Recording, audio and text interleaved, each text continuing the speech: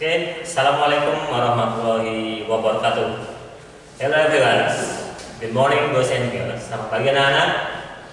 How are you today? Apa kabarmu hari ini?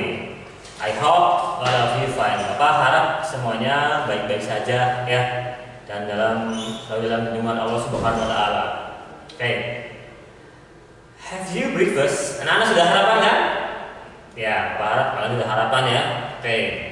And I hope you still stay and study at home. Bapak harap kalian juga masih tinggal dan belajar di rumah. So, we can stop spread COVID-19. Jadi kita bisa memberhentikan penyebaran virus COVID-19 atau corona ya. Don't forget, jangan lupa, please wear your mask, memakai masker kamu ya. Ketika kamu bepergian ya, pakai masker ya, and then wash your hand, cuci tanganmu, and keep long distance, dan selalu menjaga jarak ya. Jika kalian ada hal yang penting yang harus keluar, silakan kalian tetap menjaga jarak ya dengan yang lainnya. Oke, welcome back to English class with Mr. Masuri. Selamat datang kembali ke pelajaran bahasa Inggris dengan Bapak Pak Masuri. Oke, before we study, let's pray. Sebelum kita belajar, alangkah baiknya kita berdoa terlebih dahulu. Oke, let's we say basmalah together. Mari kita membaca Bismillah bersama-sama. Say basmalah, begin. Bismillahirrahmanirrahim. Oke, finish. Oke, let's we learn now. Oke, let's get started. Mari kita mulai ya. Oke. Do you remember what is the last subject? Apa kalian masih ingat pelajaran yang minggu lalu? Ya, minggu lalu masih tentang narrative text, tentang folktale or legend, ya, tentang cerita rakyat dan tentang legenda ya. Oke, itu tentang legenda Kebo Iwa kalau nggak salah ya, minggu yang lalu ya, gitu ya. Tuh, oke. The purpose of study. Jadi tujuan pembelajaran hari ini yaitu guru membacakan beberapa teks myths sambil bertanya jawab tentang isi cerita ya. Mempelajari cara membacakan dongeng dengan menyimak dan meniru guru membaca cerita, ucapan dan tekanan kata yang benar. The third, menanyakan informasi terkait isi teks yang sedang dipelajari. And the last, the fourth, menyebutkan bagian-bagian cerita yang memuat pesan yang disebutkan. Nah, itulah tujuan dari pembelajaran hari ini. Oke, ya, hari ini kita masih belajar tentang naratif teks ya. Apa sih naratif teks? Masih ingat? Apa sudah lupa? Oke, apa itu naratif teks? Teks naratif adalah suatu bentuk teks yang lisan atau tertulis yang menceritakan sebuah cerita dari satu karakter atau lebih, yang menghadapi situasi tertentu yang dibuat dengan tujuan untuk menghibur para pembaca ya, tujuannya untuk menghibur para pembaca ya. Oke, untuk hari ini kita akan membahas tentang myths. Kalau minggu yang lalu tentang legends ya atau folktale, sekarang kita akan membahas tentang myths, tentang misteri ya. Oke, jenis teks naratif seperti ada legends, fable, fairy tale, folktale, short story, real life drama, classic, fantasy, adventure, science, fiction, myth, and mystery. Nah, hari ini kita akan membahas tentang myths ya. Oke, generic structure atau struktur teks naratif umumnya sebagai berikut. Oke, terus orientation atau orientasi itu memperkenalkan tokoh, tempat, waktu terjadinya cerita. Ya, jadi orientasi itu memperkenalkan tokoh ya. Siapa aja tokoh-tokohnya, tempatnya di mana, waktu terjadinya kapan ya. Itulah orientasi. Evaluation, memberikan penilaian tentang situasi dan kondisi terjadinya cerita. Ya, bagaimana sih kondisi cerita tersebut? Ya, penilaiannya. And then complication. Nah, ini mulai nih memaparkan krisis yang terjadi terhadap tokoh utama. Ya, mulai complication. Ya, mulai terjadi krisis ya, mulai ramai ya. And then resolution. Krisis berakhir dengan baik atau dengan tidak baik bagi tokoh yang juga merupakan akhir cerita. Nah, itu resolusinya. Jadi berakhir ya, maka apakah itu ceritanya baik, apakah tidak baik bagi tokoh yang merupakan akhir cerita. And then the last, reorientasi, memberikan alasan atau komentar umum atau opsional. Ya, oke, sekarang language picture-nya. Unsur kebahasan yang terdapat dalam teks naratif yaitu tata bahasa. Pasti menggunakan simple past dan past continuous tense. Yaitu tensinya pasti menggunakan simple past karena ceritanya cerita lampau atau zaman dulu, ya, yang kita tidak tahu kapan itu ceritanya. Menggunakan kalimat langsung dan tidak langsung. Kosakatanya, benda atau tindakan yang terkait dengan kehidupan tokoh cerita. Kemudian adverb penghubung misalnya first, then, ya pertama-tama, then, kemudian, after, setelah itu ya, then, bahwa, before, ya sebelumnya, at last ya kurang-kurangnya, finally, akhirnya dan sebagainya. Then adverbial dan phrase proporsional menuju waktu. Nah, contohnya, for example, a long time ago, pada zaman dulu. One day, suatu hari. In the morning, pada pagi hari. The next day, hari selanjutnya. Immediately dan sebagainya. And then penggunaan nominal singular dan plural secara tepat dengan atau tanpa a, the, this, does, my dear dan sebagainya. The next, ucapan, tekanan kata dan intonasi. Dan the last, yang terakhir, ejaan dan tanda baca. Itulah language feature-nya. Oke. Types of narrative text. Tips of narrative text atau jenis-jenis narrative text dapat berupa legend, legenda, folktale, myths, fabel, fairy tale, dan lain-lain. Kebanyakan film-film non-fiksi yang menghiasi kaca maupun televisi kita awalnya berasal dari kisah-kisah teks narasi yang diangkat ke dalam film layar lebar. Misalnya Cinderella, Twilight, Misteri Gunung Merapi, Gunung Sableng, dan banyak film terkenal lainnya. Nah, itulah jenis-jenis teks naratif. Oke. Di sini Bapak akan ada contoh tentang narrative text of myths ya. Yaitu tentang Myths of Malin Kundang as narrative text. Oke. A long time ago, pada zaman dahulu, in a small village near the beach in West Sumatra, di sebuah perkampungan kecil dekat dengan pantai di Sumatera Barat. Ya, pastinya Sumatera Barat di kota Padang. A woman and her son live. Ada seorang perempuan dan anak laki-lakinya yang tinggal di situ. They were Malin Kundang and her mother. Mereka adalah Malin Kundang dan ibunya. Her mother was a single parent. Ibunya itu adalah seorang single parent atau satu-satunya yang satu-satunya. Because Malin Kundang's father has passed away when he was a baby. Karena bapaknya Malin Kundang itu telah meninggal ketika dia bayi. Malin Kundang had to live hard with his mother. Malin Kundang ya hidupnya keras ya dengan ibunya. Malin Kundang was a healthy, ibunya itu sehat, diligent, rajin, and strong boy, dan anak laki-laki yang kuat. Usually, when you see the catch fish, dia biasanya pergi ke laut untuk memancing ikan. After getting fish, he would bring it to his mother. Setelah memancing ikan, dia akan membawa ikan itu kepada ibunya. Atau sold the calf fish in the town, atau dia menangkap itu atau menjual tangkapan ikan itu ke kota. Oke. One day, suatu hari, when Malin Kundang was sailing, ketika Malin Kundang sedang berlayar, he saw a merchant ship.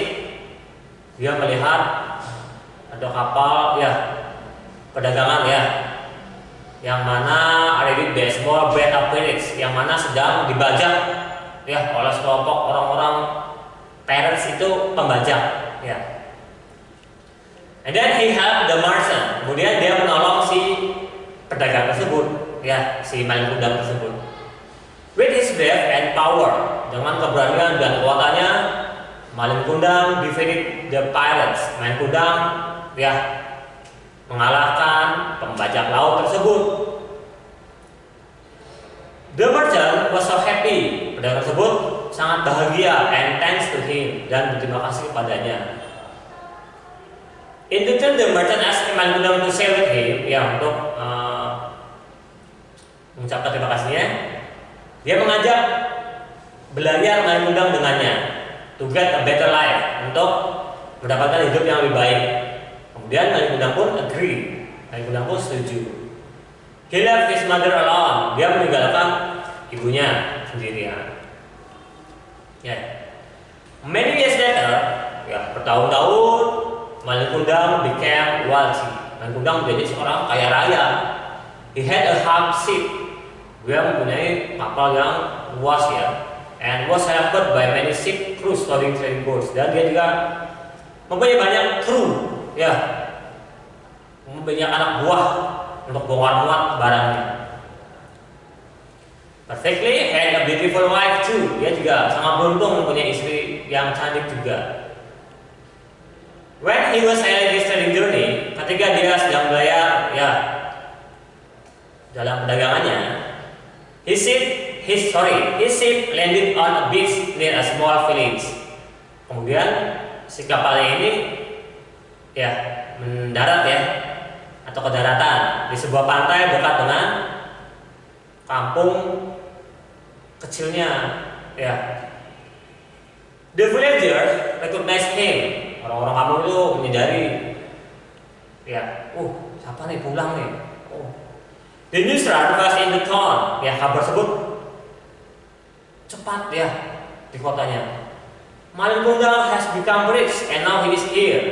Malin Kundang menjadi orang kaya dan sekarang berada di sini. Ya, itu beritanya. Berita yang ada di kota tersebut. And then an old woman ran to the beach to meet the new rich merchant. Kemudian seorang wanita tua berlari ke pantai untuk bertemu dengan si pedagang kaya tersebut, ya, atau si Malin Kundang tersebut. She was Malin Kundang's mother. Dia adalah ibunya Malin Kundang, ya, Malin Kundang. She wanted to hug him. Dia ingin memeluknya. Release her sadness of being lonely after so long time. Ya, dia menyadari bahwa dia udah lama nggak ketemu dia ya. Ibunya menyadari dia sama sedih nggak ketemu dengan Malin Kundang. Ya. Unfortunately, tapi tak beruntungnya, when the mother came, ketika ibu datang, Malin Kundang who was in front of his well-dressed wife, ya, Malin Kundang itu berdiri di depan istrinya ya. And his ship crew denied meeting that old woman. Dan kru-krunya itu melarang pertemuan antara perempuan yang sendirian itu. Ya, tidak boleh. Dia boleh ketemu dengan Malin Kundang. 40 times her mother begged Malin Kundang, and 40 times he yelled at her. 3 kalinya ibu itu ya meneriaki Malin Kundang ya. Malin Kundang pun seperti itu. At last, Malin Kundang said to her, dan pada akhirnya Malin Kundang berkata kepada ibunya, "Enough, old woman, cukup, perempuan tua. I have never had a mother like you. Saya tidak pernah mempunyai seorang ibu seperti kamu. A dirty and ugly woman." Ya, kotor dan jelek. Seorang perempuan yang kotor dan jelek, kata Malin Kundang. After that, setelah itu, he ordered his crew to set sail.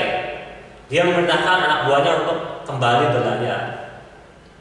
He would leave the old mother again, but in that time, she was full of both sadness and angriness. Ya, kemudian dia meninggalkan ibu yang tua tersebut. Tapi in the time, she was full of both. Tapi dia juga merasa sedih dan sedih dan marah ya. Finally, enraged. Kemudian akhirnya si ibu tersebut marah. She cursed Malin Kundang that he would turn into a stone if he didn't apologize.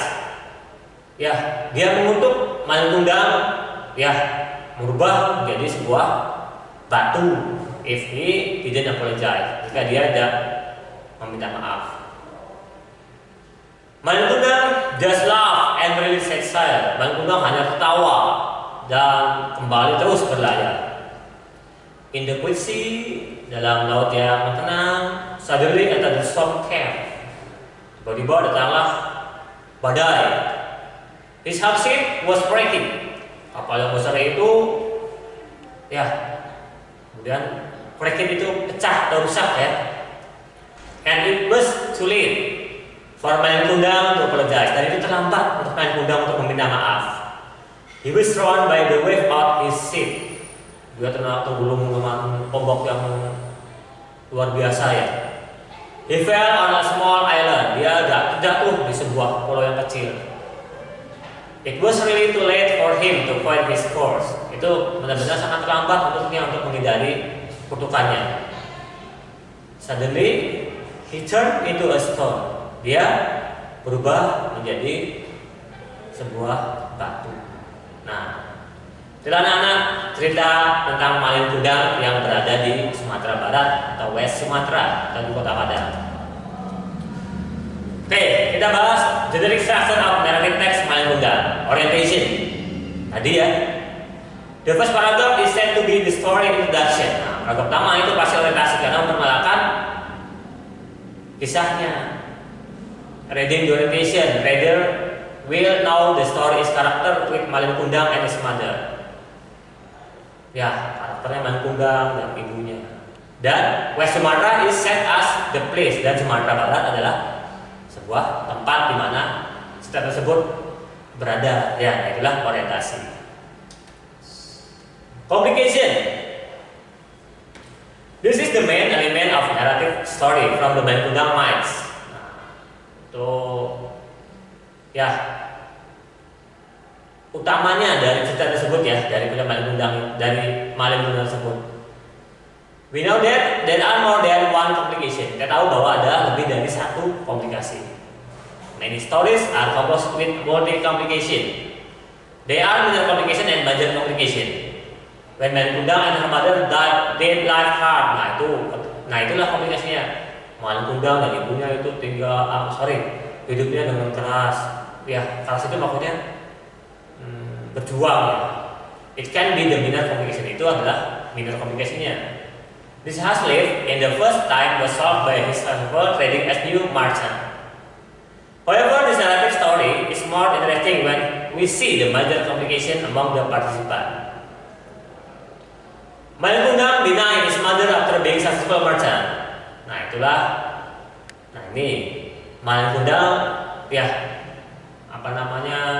tidak mengakui ibunya setelah dia menjadi seorang pedagang yang sukses. Nah itu juga komplikasinya in every story. Complication must be ended happy ending or sad one. Yang komplikasi itu harus ada, pasti berakhirnya apakah happy ending, apakah senang, apakah sedih.